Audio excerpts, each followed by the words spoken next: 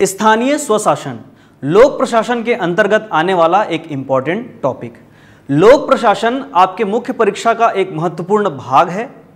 उस लोक प्रशासन का एक सबसे इंपॉर्टेंट सेक्शन आ जाता है आपका लोकल गवर्नेंस, स्थानीय स्वशासन। आज जो हम टॉपिक डिस्कस करने वाले हैं वो है स्थानीय स्वशासन का बेसिकली नगरीय क्षेत्र। दो टाइप के क्षेत्र होंगे स्थानीय स्वशासन में, लोकल बॉडी में, एक शहरी क्षेत्र जिसे हम नगरीय क्षेत्र कहेंगे और दूसरा ग्रामीण क्षेत्र। तो आज जो हम डिस्कस करने वाले हैं वो आपका शहरी क्षेत्र।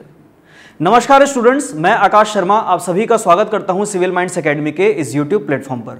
तो चलिए देखते हैं स्थानीय स्वशासन के प्रकार। सबसे पहले हम जब स्टार्ट करते हैं किसी टॉपिक को तो सबसे पहले हमको उस टॉपिक को तोड़ने आना चाहिए, हमको उसको अलग अलग पार्ट में डिवाइड करने आना चाहिए। तो सबसे पहले हम देखते हैं कि शहरी स्थानीय स्वशासन कितने प्रकार का होता है। ठीक है, जब हम प्रकार के बारे में डिस्कस कर रहे हैं तो प्रकार आपको पता होगा कि हाँ चलो ठीक है, बेसिकली 3 स्तर पे होता है, नगर निगम है, नगर पालिका है, नगर पंचायत है। नहीं, ऐसा नहीं है। जब हम इसको प्रॉपर ब्रीफिंग करते चलते हैं तब आपको समझ में आता है कि पहली बात यह है कि हम किसी क्षेत्र को स्वशासन के अंतर्गत हम उसको नगरीय क्षेत्र या ग्रामीण क्षेत्र कैसे घोषित करते हैं। तो इसका आधार है एक शक्ति, और वो शक्ति है आपका राज्यपाल। ठीक है, आप स्वयं राज्यपाल को एक शक्ति के तौर पे देख सकते हैं। यानी किसी क्षेत्र को नगरीय क्षेत्र घोषित करने का जो अधिकार है वो राज्यपाल के हाथ में होता है। राज्यपाल जी के द्वारा एक अधिसूचना जारी की जाती है। उनके सूचना के अंतर्गत यह बताया जाता है कि हम किस क्षेत्र को शहरी क्षेत्र घोषित करेंगे और किस क्षेत्र को हम ग्रामीण क्षेत्र घोषित करेंगे, पहला चीज। सेकंड चीज यह है, जब हम शहरी क्षेत्र घोषित कर रहे हैं तो उसके 3 आधार होंगे। पहला है आपका जनसंख्या, वहां लोकल एरिया में कितने लोग रहते हैं, सघनता डेंसिटी, वहां पे कितना जनघनत्व है, और तीसरा हम बात करेंगे राजस्व का, रेवेन्यू, यानी क्या वहां से हमको राजस्व मिल सकता है। तो इन 3 आधारों पर हम किसी क्षेत्र को शहरी क्षेत्र या ग्रामीण क्षेत्र डिसाइड कर सकते हैं। अब हम बात कर रहे हैं शहर के बारे में, क्योंकि हम पढ़ रहे हैं शहरी स्थानीय स्वशासन। तो शहरी यानी जो आपके शहर क्षेत्र का जो लोकल बॉडी है उसको हम डील करते हैं। तो बेसिकली 3 बॉडीज बताई गई हैं। एक है आपका नगर निगम, एक है आपका नगर पालिका परिषद, और एक है आपका नगर पंचायत। नगर निगम जो होता है इसको हम म्युनिसिपल कॉर्पोरेशन बोलते हैं, और वहीं नगर पालिका परिषद को हम म्युनिसिपैलिटी बोलते हैं। ठीक है, और नगर पंचायत को हम नगर पंचायत ही कहते हैं। जब हम नगर निगम का बात करें तो नगर निगम की स्थापना आपका नगर निगम अधिनियम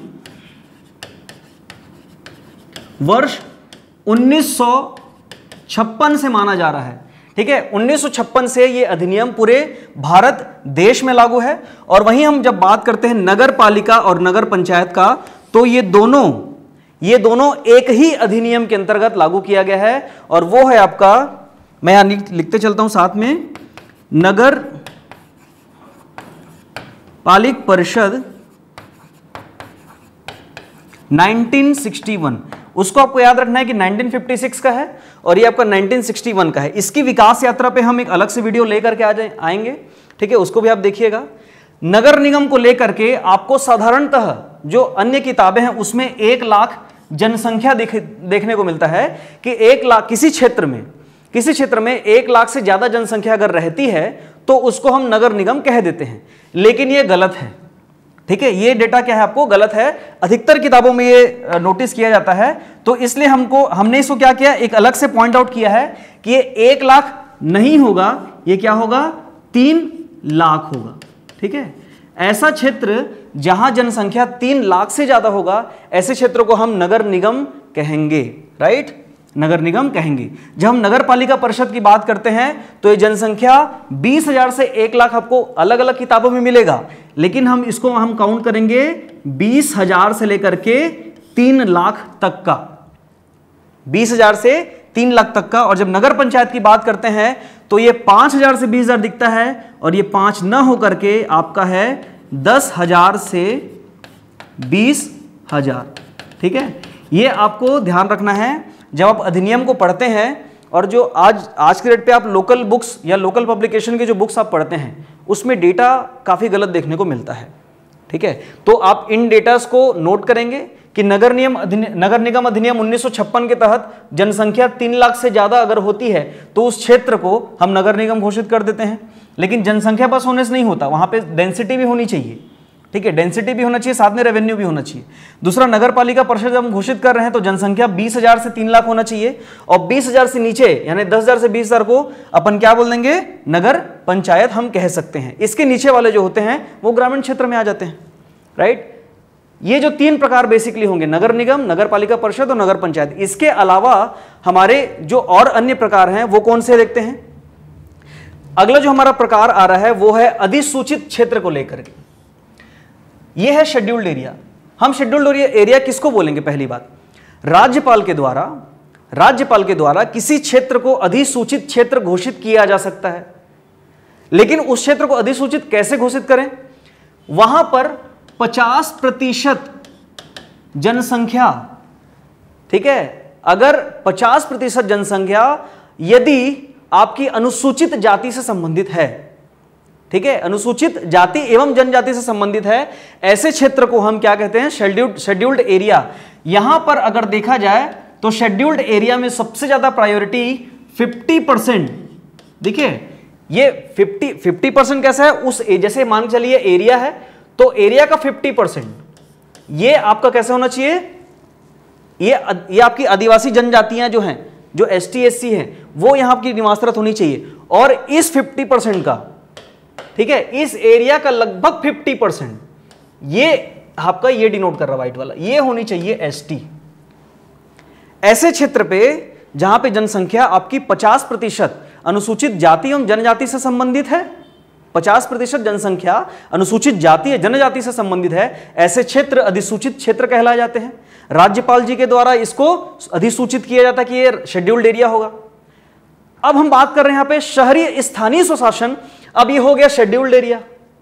तो अधिसूचित क्षेत्र में आप अपना शहरी प्रशासन कैसे एडजस्ट करोगे, तो वहां पर बात किया जाता है कि ऐसे एरिया जहां पे विकसित औद्योगिक क्षेत्र हो, ऐसे एरिया, ऐसा अधिसूचित क्षेत्र जहां पर आपका औद्योगिक क्षेत्र विकसित हो। ठीक है, सेकंड पॉइंट, नगर परिषद अनुपस्थित हो। ठीक है, एक नगर निगम है, एक नगर पालिका परिषद है और एक आपका नगर पंचायत है। तो जो मिड वाली बॉडी है नगर पालिका परिषद, तो नगर परिषद उसमें जो है प्रेसिडेंट इन काउंसिल होता है, PIC, आगे हम देखेंगे क्या होता है प्रेसिडेंट इन काउंसिल। ठीक है, तो वो अनुपस्थित होनी चाहिए। सेकंड चीज आपका ये एब्सेंट होना चाहिए। फर्स्ट चीज क्या था आपका कि औद्योगिक क्षेत्र विकसित होना चाहिए। तीसरा, आपका अधिसूचित क्षेत्र में एक अधिसूचित समिति का सदस्य जो होगा वो मनोनीत होता है राज्य सरकार के द्वारा, स्टेट गवर्नमेंट के द्वारा आपका एक सदस्य मनोनीत होता है अधिसूचित समिति का। ठीक है, इस प्रकार से आप शहरी प्रशासन अधिसूचित क्षेत्र में चला सकते हैं। औद्योगिक क्षेत्र होगा जहां उद्योग ज्यादा होंगे, वहां से रेवेन्यू हमको ज्यादा मिलेगा, तो रेवेन्यू ज्यादा मिलेगा तो शहरी क्षेत्र में तो काउंट होगा ना। ठीक, आगे बढ़ते हैं छावनी बोर्ड को लेकर के। छावनी बोर्ड सीधा सीधा समझिएगा मिलिट्री एरिया से लेकर के, तो मिलिट्री एरिया पे नगरीय प्रशासन कैसे होगा उसको देखते हैं। छावनी बोर्ड जहां पर बनाई जाती है वहां पे कुछ सिविलियंस भी रहते हैं। ठीक है, ऐसे लोग जो सामान्य हैं, यानी कि जो गैर मिलिट्री के लोग हैं, वहां पे जो आम आदमी, आम जनता है वो निवास करती है, तो उनके विकास के लिए भी तो आपको एक बोर्ड बनाना पड़ेगा ना, एक लोकल बॉडी बनानी पड़ेगी। तो वहां पर छावनी बोर्ड जो है, छावनी बोर्ड बनाया जाता है किसी पर्टिकुलर मिलिट्री एरिया पे डेवलपमेंट करने के लिए, जिसका चीफ होता है एक मिलिट्री ऑफिसर, सैन्य अधिकारी। इसके अलावा हम देखते हैं पोर्ट ट्रस्ट। पोर्ट ट्रस्ट नाम से पता चल रहा है कि ये बंदरगाह क्षेत्र के आसपास का होगा। बंदरगाह क्षेत्र में निवास करने वाले ऐसे लोग जो, देखिए बंदरगाह है मतलब वहां से रेवेन्यू फिर जनरेट होगा, डेंसिटी वहां पे भी होगी, पॉपुलेशन वहां पे भी होगी, तो इसलिए हमको शहरी क्षेत्र में घोषित करेंगे। तो जब शहरी क्षेत्र घोषित करेंगे तो उसमें पोर्ट ट्रस्ट के अंतर्गत हम बेसिकली ये देखेंगे कि हमारे जब भारत की हम बात करते हैं, ठीक है, भारत की जब हम बात करते हैं तो आप अगर दक्षिण भारत ले लें, ठीक है, हमारा भारत का जो दक्षिणी एरिया है वहीं पर तो आपका समुद्र है ना, 3 ओर से घिरा हुआ है। अब राइट्स, अब अगर हम इधर चलते हैं, इस साइड में आपका है मुंबई बंदरगाह, इस साइड में आपका क्या है, आपका कलकत्ता बंदरगाह, थोड़ा ऊपर में है। ठीक है, यहां पे क्या है आपका, ये आपका क्या है, कलकत्ता बंदरगाह है। और यहां पे आपका क्या है, आपका चेन्नई बंदरगाह है बेसिकली। तो इस क्षेत्र में जो रहने वाले लोग हैं उनका भी तो डेवलपमेंट करना पड़ेगा, ठीक है ना। तो वहां पे क्षेत्र के डेवलपमेंट करने के लिए बेसिकली बंदरगाह क्षेत्र पे हम पोर्ट ट्रस्ट का निर्माण करते हैं। सबसे पहला बना था आपका मुंबई का, फिर सेकंड नंबर बना था आपको कोलकाता का, और थर्ड नंबर पे बना था आपका चेन्नई का, फर्स्ट, सेकंड और थर्ड। इस प्रकार से पोर्ट ट्रस्ट की स्थापना की गई। तो बेसिकली 6 प्रकार के आपके नगरीय प्रशासन होते हैं, नगरीय स्थानीय स्वशासन होते हैं। जो पहला था आपका नगर निगम, दूसरा था नगर पालिका परिषद, तीसरा था नगर पंचायत, चौथा आपका शेड्यूल्ड एरिया, पांचवा आपका छावनी बोर्ड और छठवा है आपका पोर्ट ट्रस्ट। इस प्रकार से हम 6 प्रकार हम देख सकते हैं। जब हम बात करते हैं नगरीय क्षेत्र की, तो हम नगर निगम क्षेत्र जब किसी क्षेत्र को घोषित कर रहे हैं, नगरीय क्षेत्र घोषित कर रहे हैं, तो उस समय हमारा जो जनसंख्या है वो हमने कितना बताया कि हमारा कितना होना चाहिए, 3 लाख। तो 3 लाख से ज्यादा होनी चाहिए जनसंख्या, उस क्षेत्र को हम क्या बोलेंगे, नगर निगम कहेंगे। बेसिकली नगर निगम को कार्य करने के लिए कुछ शक्तियां चाहिए। तो 3 प्रकार के हमारे केंद्र बताए गए हैं, शक्तियों के 3 केंद्र। पहला है आपका नगर परिषद, ठीक है, नगर परिषद, परिषद मतलब क्या होता है, काउंसिल, कुछ चुने हुए लोगों से मिलकर के बनने वाली एक संस्था, ठीक है, काउंसिल। तो नगर परिषद, नगर परिषद के अंतर्गत एक एमआईसी होगा, mayor in council, mayor in council, ठीक है। एमआईसी जो है वो आपके मेयर को हेल्प करती है। एमआईसी आपका जो मेयर है वो ऑलरेडी एमआईसी का मेंबर होता है, ठीक है, अध्यक्ष होता है।